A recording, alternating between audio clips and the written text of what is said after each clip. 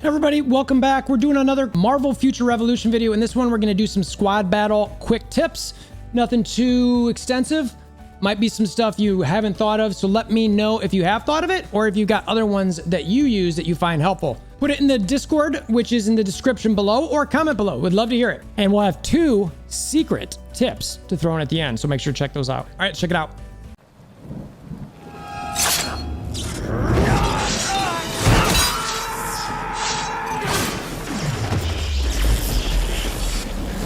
Bring me WolverThor!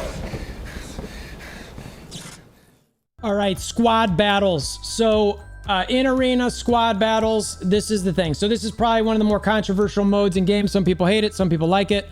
The reason that people hate it is because there's Spider-Man and some other things are just insane, and there's not a lot of rewards for it. So it's like, why do it? And then they flip in. Some people like it because there's some chess dynamics to it. So not going to get into that in this video now. I'm just going to talk about some quick tips. So first one is for Netmarble. Hey, right? We've been talking about that a lot lately. Do a preset just for this game mode that stays within this game mode, so that whatever I do within here stays here. Whatever I change outside this game mode doesn't affect there.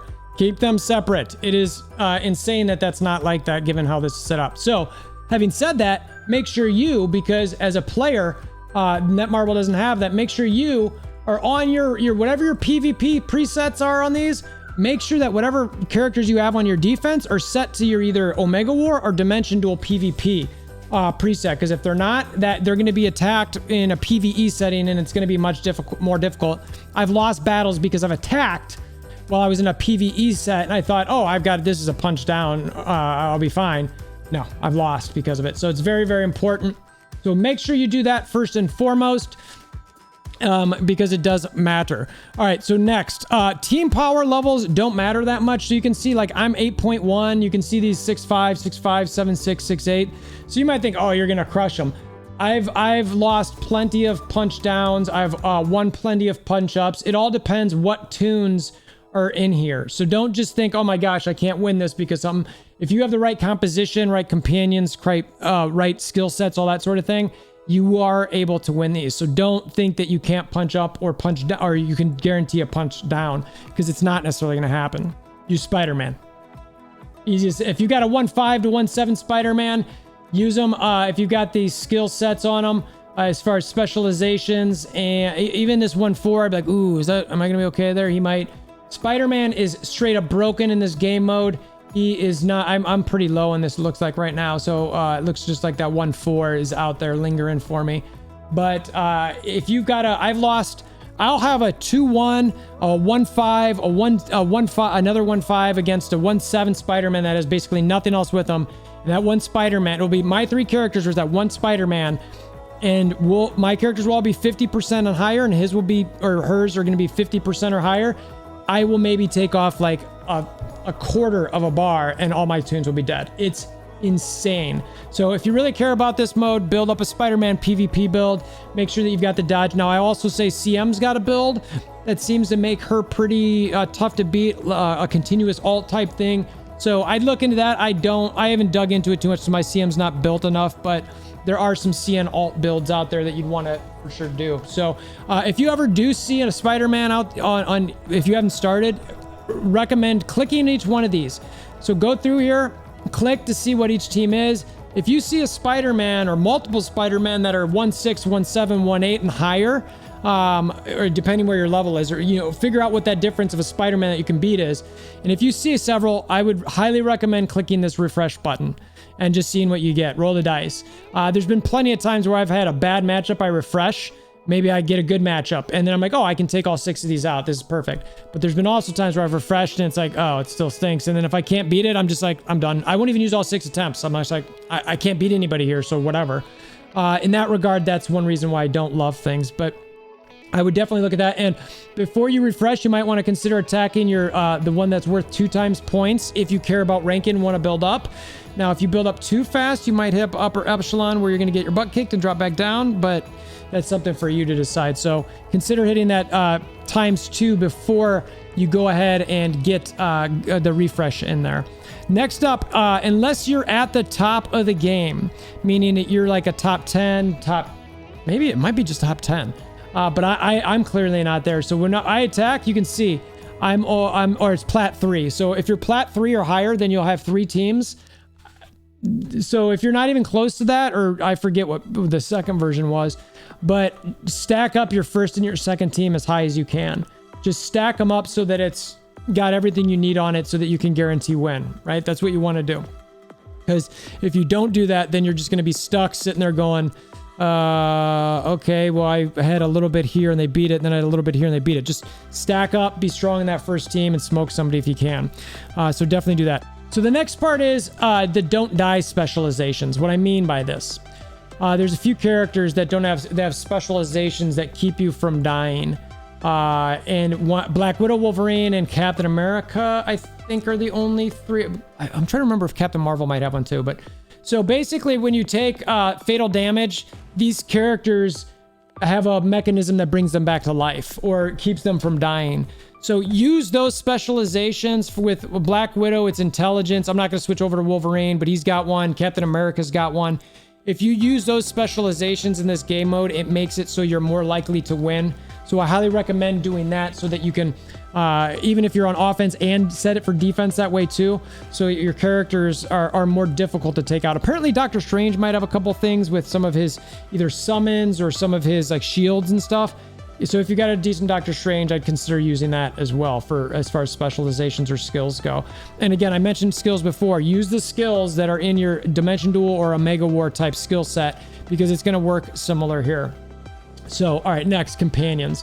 This is probably where the most discussion and debate would be regarding this. This game mode is your companions. So you can see all my attackers. I've got Hulk is a great one. Gilgamesh is fantastic. You want anybody with stuns. The reason that I have Ghost Rider here is, and I want something to put a bunch of flame damage out there.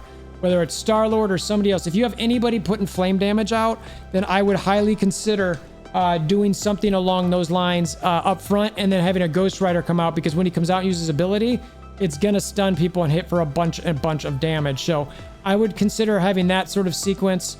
And then I personally like Valkyrie. A lot of people don't, but I do. Anybody who stuns, so you know, once they get, she stuns the targets here. So I'm kind of like, all right. She also increases the cooldown. So I'm kind of like, I don't mind that. I kind of like it a little bit. I haven't built her up, but in a game mode like this, she stays out there for quite a while, and cooldown and stun, like, well, it's why not? You know what I mean? Baby Groot is a top notch. He's going to basically hit almost everybody on the scene there. He's got the ability to stun. Of course, Mighty Thor does a bunch of damage. My third team doesn't come around to much. Yondu's actually kind of a waste because it's an active dodge, and I don't think the active dodge is actually working there. I'm not 100% positive on that. I've tried to watch. It's been tough. But Daredevil is probably a better option, and I'll get into that in a little bit. Chavez is great as always. Moon Knight for blinds isn't too bad. Some other folks that people like, obviously Thena and Cersei aren't too bad. I wouldn't use Icarus, but anything with an AoE. Also, Wong is pretty decent for clearing buffs. Increasing guard age with Nick Fury, I don't know. War Machine, believe it or not, is actually not a bad ability, because he crashes when the skill lands, which I think, launches a missile to deal damage and knock down nearby enemies. If he's actually knocking people down, that would be pretty good, but I think they might need to be guard broke to do that. So if that's the case, maybe not. Speaking of guard break, Magneto, he does do a lot of guard break damage, and so you want to actually set him in there so that he can help guard break those characters a bit early.